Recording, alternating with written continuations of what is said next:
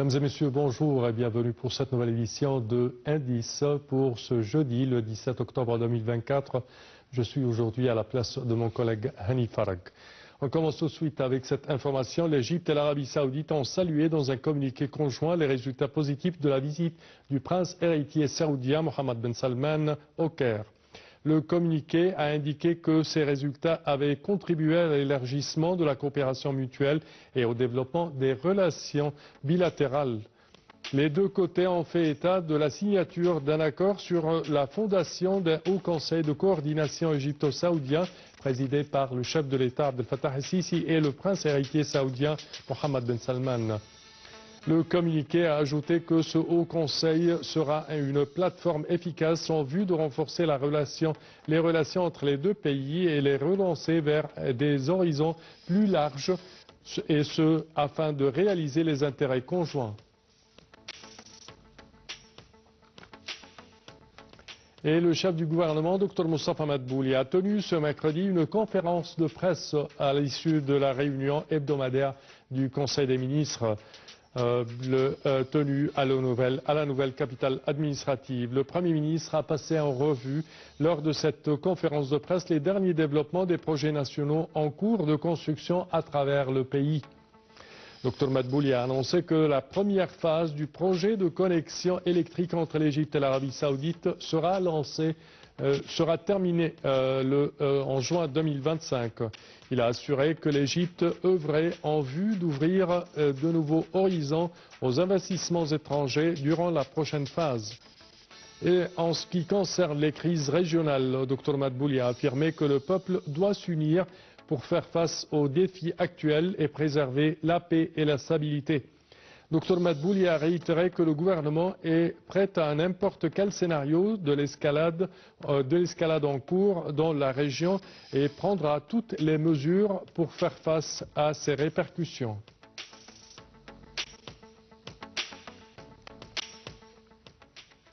En effet, fin de la première phase de l'interconnexion électrique entre l'Égypte et l'Arabie Saoudite en juin 2025, selon le Premier ministre. La première phase du projet d'interconnexion électrique entre l'Égypte et l'Arabie Saoudite d'une capacité de 1500 MW devra se terminer en juin prochain. C'est ce qu'a annoncé le Premier ministre Dr Moustapha Madbouli hier lors de la conférence de presse suite à la réunion hebdomadaire du Conseil des ministres. Le coût total de mise en œuvre de ce projet d'une capacité de 3000 MW s'élève à 1,8 milliard de dollars. La Banque islamique de développement, le Fonds arabe et le Fonds koweïtien participent au financement du projet. En mars dernier, le groupe italien Price Mian, spécialisé dans la production de câbles d'énergie et de télécommunications, a commencé les travaux d'installation du câble sous-marin long de quelques 20 km destiné à ce projet. Le coût de l'installation du câble est estimé à 221 millions d'euros selon les données publiées sur le site de la compagnie italienne. Selon la chaîne d'information Al Arabiya, le projet est à présent réalisé à 35%. La fin de la deuxième et dernière phase du projet, également d'une capacité de 1500 MW, est prévue en novembre 2025. Le projet prévoit la construction de 2 stations. Et à présent, on me souffle à l'écouteur, chers téléspectateurs, qu'il est temps pour l'appel à la prière.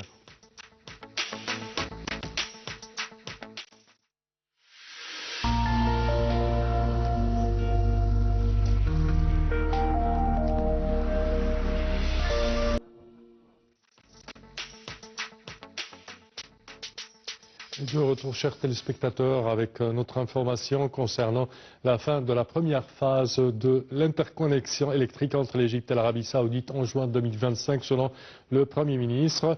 Le coût de l'installation du câble est estimé à 221 millions d'euros, selon les données publiées sur le site de la compagnie italienne. Également, le projet est à présent réalisé à 35%. La fin de la deuxième et dernière phase du projet, également d'une capacité de 1500 MW, est prévue en novembre 2025. Le projet prévoit la construction de 2 stations de transformation haute tension dans l'est de la ville de Médine et de Tabouk en Arabie Saoudite, outre la station Badr en Égypte. Les 3 stations seront liées par des lignes de transmission aérienne et par des câbles sous-marins dans le golfe d'Aqaba. L'interconnexion électrique permet de gérer l'irrégularité de l'offre et de la demande et de diminuer le risque de panne à grande échelle en favorisant le commerce de l'énergie entre les pays voisins. Le Caire souhaite maximiser et valoriser ses ressources de génération d'électricité par la construction d'interconnexions électriques avec ses voisins. Cet accord permettra à Riyad de diversifier et de sécuriser ses importations d'énergie renouvelable tout en diminuant l'empreinte carbone de son mix et en sécurisant l'approvisionnement énergétique de NEOM, projet phare du prince héritier Mohammed Ben Salman. Et pour aborder ce sujet, mesdames et messieurs, on va essayer de contacter Dr Amr Hamed, qui est expert en économie. Comme je viens de vous le dire, cet accord permettra à Riyad de diversifier et de sécuriser ses importations énergétiques renouvelables en diminuant l'empreinte de carbone de son mix et en sécurisant l'approvisionnement énergétique de NEOM. Et pour aborder ce sujet, mesdames et messieurs, nous avons le plaisir d'accueillir à bout du fil Dr Amr Hamed, qui est expert en économie. Bonjour. Bonjour.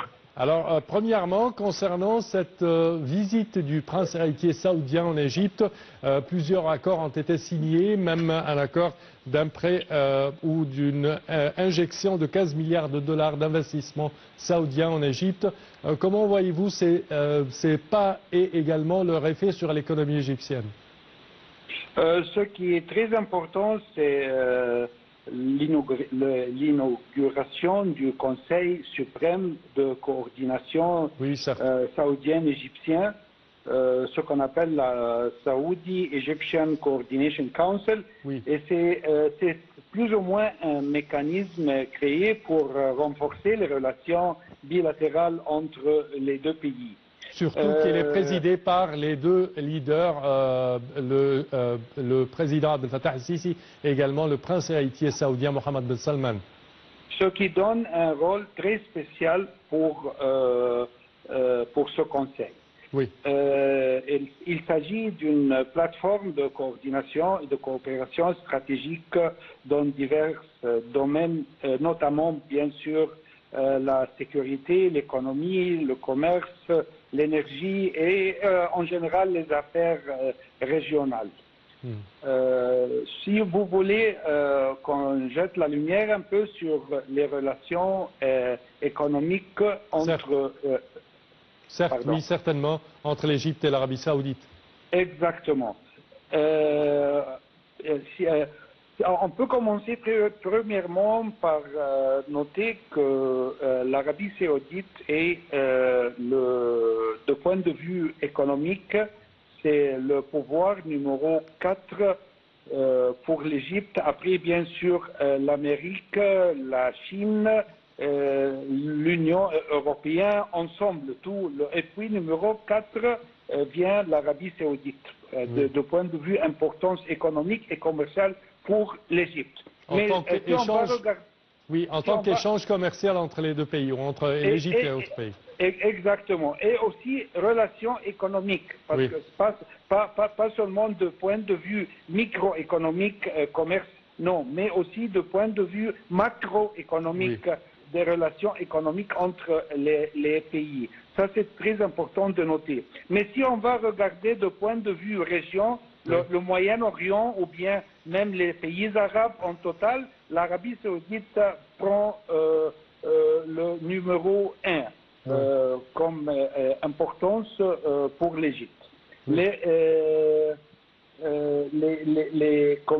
Si on va parler un peu de point de vue les exportations égyptiennes vers l'Arabie saoudite, ils jouent un rôle crucial dans les relations bilatérales entre les deux pays. L'Égypte exporte une large gamme de produits vers l'Arabie saoudite et le commerce entre ces deux nations. On a premièrement peut-être des produits agricoles et puis des produits chimiques, des textiles et vêtements, des matériaux de construction, des produits alimentaires transformés.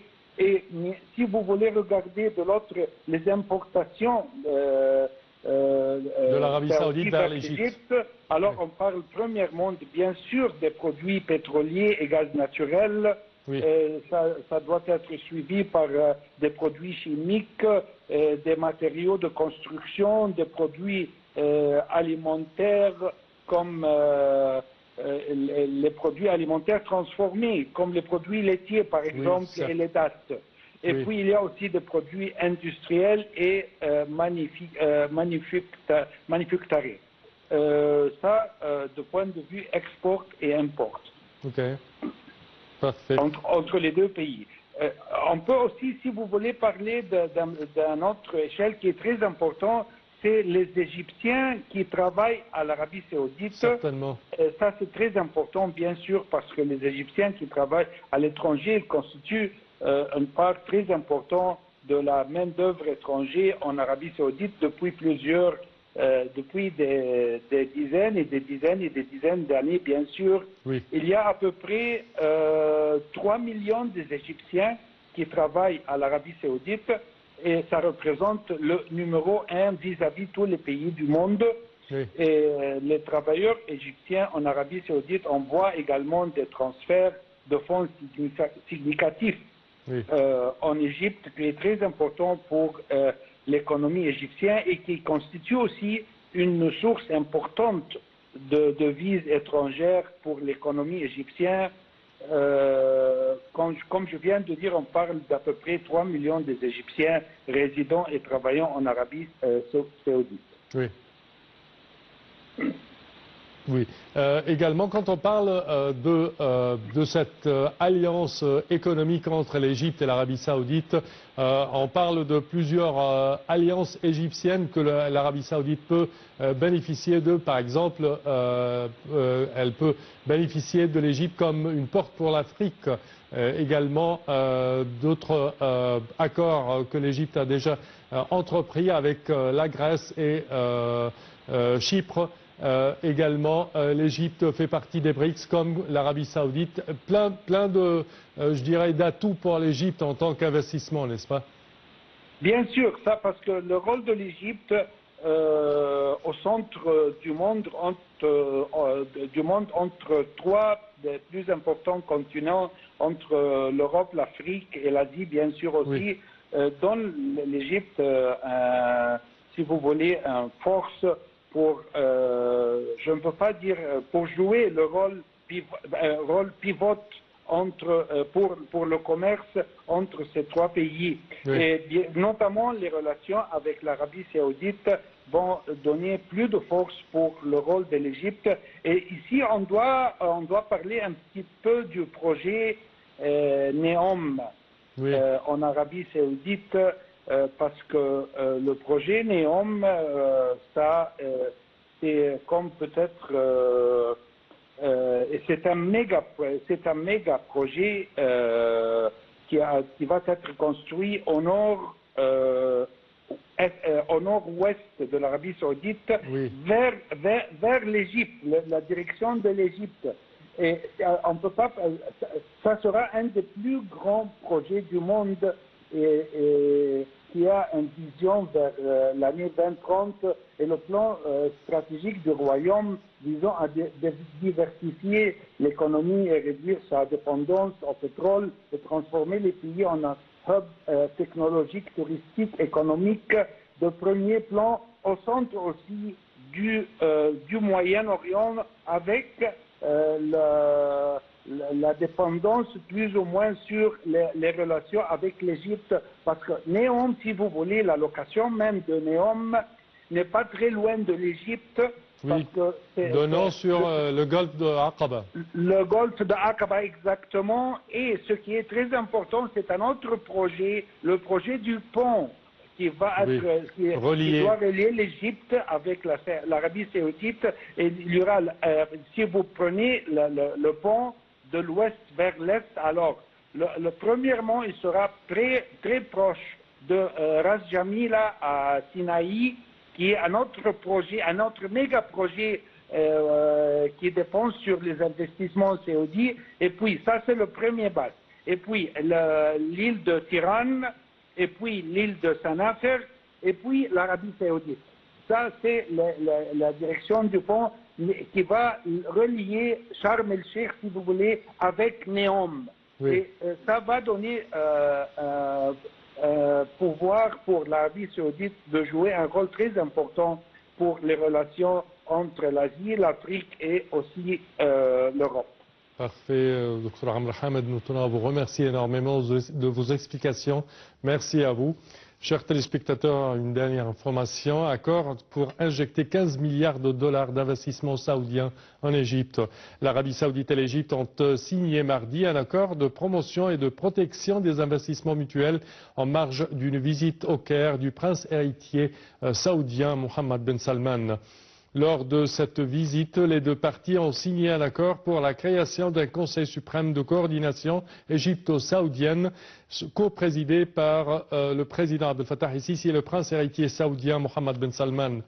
Selon les données de l'Union des chambres de commerce saoudiennes, le volume des échanges commerciaux entre le royaume saoudien et l'Égypte s'élève à environ 48 milliards de rials saoudiens, soit 622 millions de livres égyptiennes. Les importations saoudiennes en provenance d'Égypte sont estimées à 20 milliards de rials, tandis que les exportations saoudiennes vers l'Égypte atteignent 28 milliards de rials. L'Égypte occupe le 7e rang de partenaires commerciaux du royaume saoudien. Les investissements égyptiens en Arabie saoudite s'élèvent à 18,7 milliards de rials, alors que les investissements saoudiens en Égypte s'élèvent à environ 127 milliards de rials. Hausse du déficit de la balance commerciale en juillet 2024 de 18,3%. La valeur du déficit de la balance commerciale a atteint 4,6 milliards de dollars en juillet 2024 comparativement à 3,8 milliards de dollars pour le même mois de l'année précédente, soit une augmentation de 18,3%. Cela a été rapporté dans le bulletin mensuel sur les données du commerce extérieur du juillet 2024 publié par l'agence CAPMAS, l'agence centrale pour la mobilisation publique et les statistiques, le mardi 15 octobre.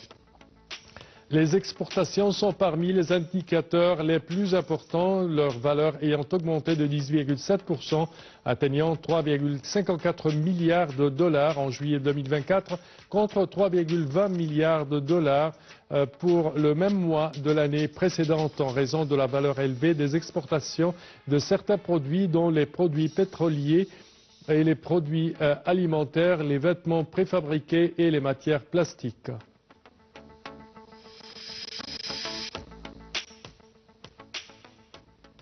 Et ceci conclut, chers téléspectateurs, notre édition d'Indice. Je vous remercie de votre attention et je vous donne rendez-vous la semaine prochaine à la même heure avec mon collègue Hani Farag. Au revoir.